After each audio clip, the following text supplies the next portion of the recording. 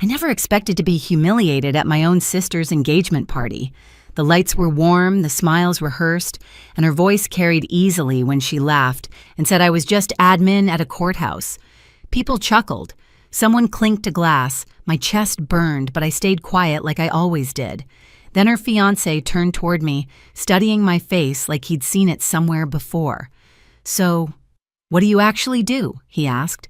I didn't explain. I didn't defend myself. I said one word, and what happened next wasn't loud, dramatic, or messy, but it changed how my family looked at me forever. My name is Verity, and for as long as I can remember, my family has loved neat labels. The kind you can say quickly at dinner, the kind that don't invite follow-up questions. My sister Evelyn was always the impressive one. Ambitious, charismatic, the kind of person who could walk into a room and make it orbit around her. And me, I was the quiet one, the reliable one, the one who worked at the courthouse.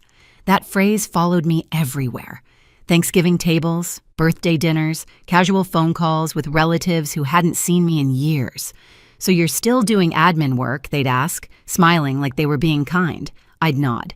"Yeah, still there." And the conversation would move on. What they didn't see was how carefully I'd learned to stay invisible around them. Not because I was ashamed, but because every time I tried to explain, their eyes glazed over. I learned early that my accomplishments made people uncomfortable, especially Evelyn. So I softened my words, rounded the edges, let them believe the smaller version of me because it kept the peace. At home, the pattern never changed. Evelyn talked. Everyone listened. My parents leaned in when she spoke about her work, her milestones, her plans. When I spoke, forks scraped plates. Someone reached for more wine.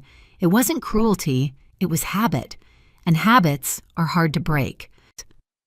There was only one person who ever looked at me differently, my cousin Lily. She noticed the late nights, the way I carried myself, the way my phone buzzed at odd hours. She knew the truth even when I never said it out loud. Sometimes she'd squeeze my hand under the table like she was reminding me I wasn't invisible everywhere. I told myself I didn't need validation from my family. I told myself their opinions didn't matter. But that was only half true, because every time Evelyn laughed at my courthouse job, something inside me tightened. Not anger, not yet. Something quieter, something heavier. By the time her engagement party came around, I already knew how the night would go. I'd arrive early, I'd help where I was needed, I'd smile when introduced, I'd leave before anyone noticed I was gone. I didn't expect respect, I didn't expect curiosity. What I didn't expect was to be cornered by a question that refused to let the lie survive another minute. The engagement party was exactly what you'd expect from Evelyn. Picture perfect, overdone, and carefully designed to impress. String lights stretched across the backyard like a stage sunset. White flowers everywhere. A banner with their names hung so high it felt like it was watching us. I arrived early because that's what I always did. Before I could even set my purse down, my mom handed me a stack of napkins and pointed toward the drink table. "Can you help over there?" she said, already turning away. No eye contact, no question mark. By the time guests started arriving, I'd already refilled ice twice and wiped down a counter no one had used yet. I told myself it was fine. I was used to this role. Useful. Quiet. Out of the way. Then, Evelyn arrived. She stepped out of the car, glowing diamond, catching the light as if it had its own spotlight. People gathered around her instantly. Compliments flew. Cameras flashed. Her fiancé Daniel followed close behind, polished, calm, smiling, like someone who knew how to hold a room without trying too hard. He shook hands, thanked people, listened more than he spoke. At first, he barely looked at me. Evelyn made sure everyone knew how successful he was. Big wins, big payments, big numbers that sounded impressive but blurred together after a while. My parents beamed like they'd had a hand in it. I stood near the edge of the crowd, champagne untouched, watching the same story I'd seen my whole life play out again. Then Evelyn noticed me. "Come here," she said, waving me over like an afterthought. "I don't think everyone's met my sister." She wrapped an arm around my shoulder and smiled wide. "This is Verity. She works at the courthouse." A few polite nods, mild interest. "She's just admin," Evelyn added, laughing. "Keeps things organized." Answers phones. You know how it is, someone chuckled.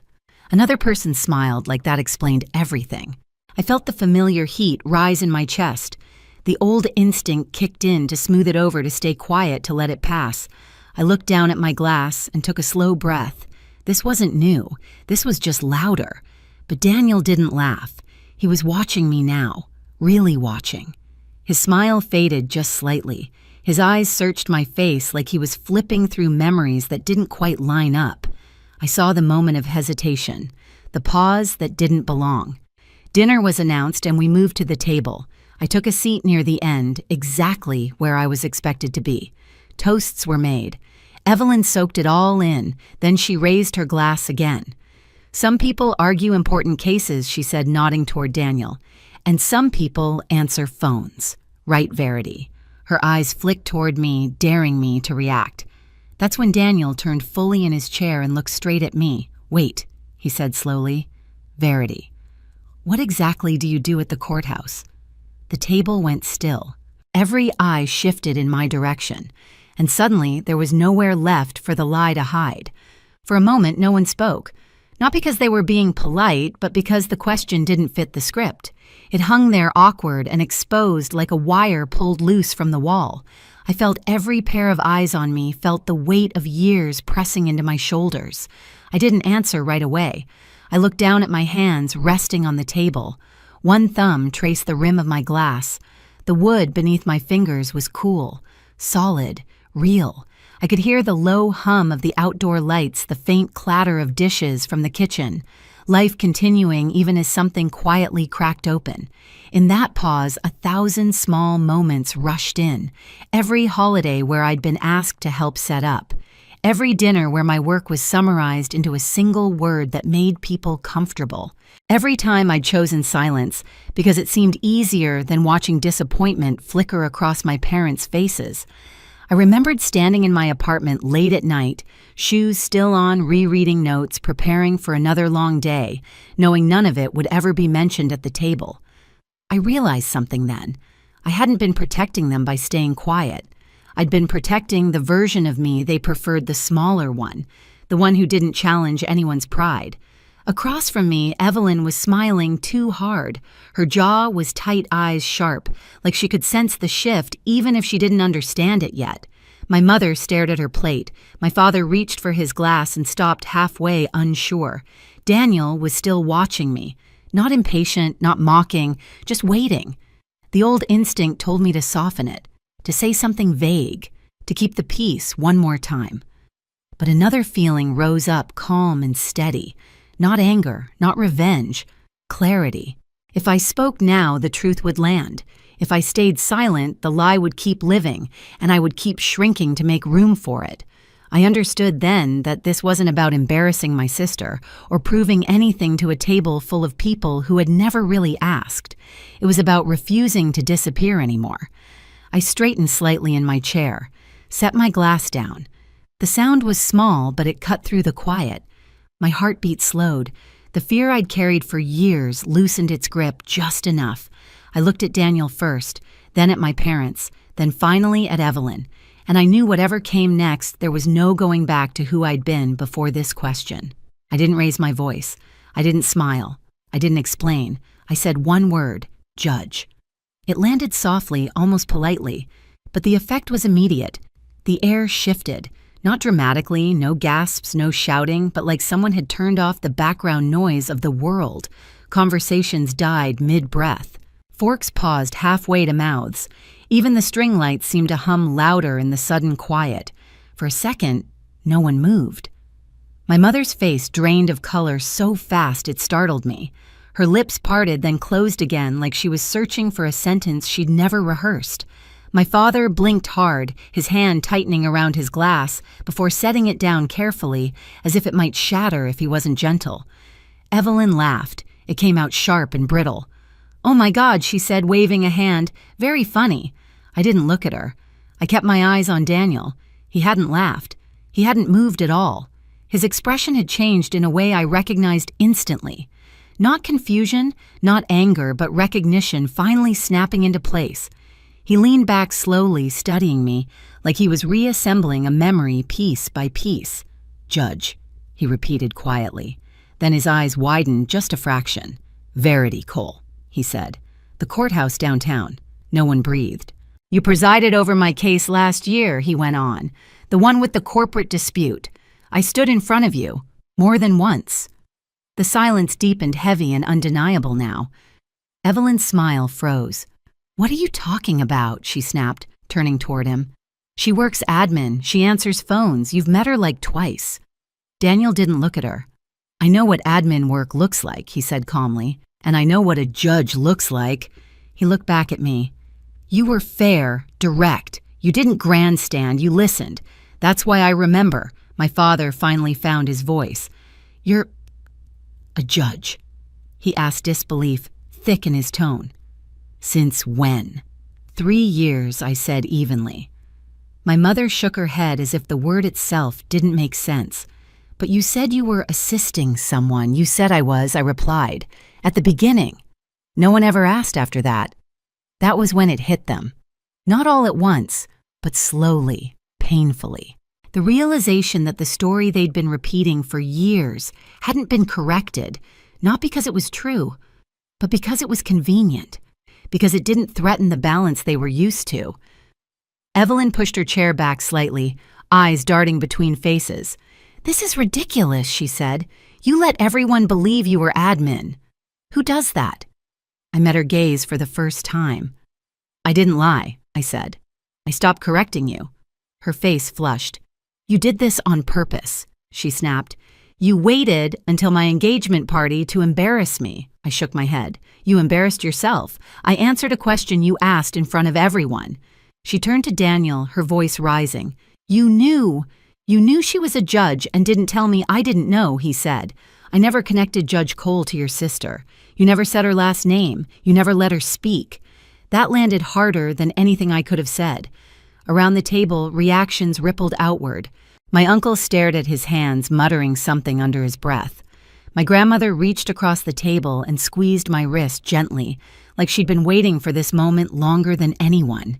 "I always knew," she said softly. "You carried yourself differently."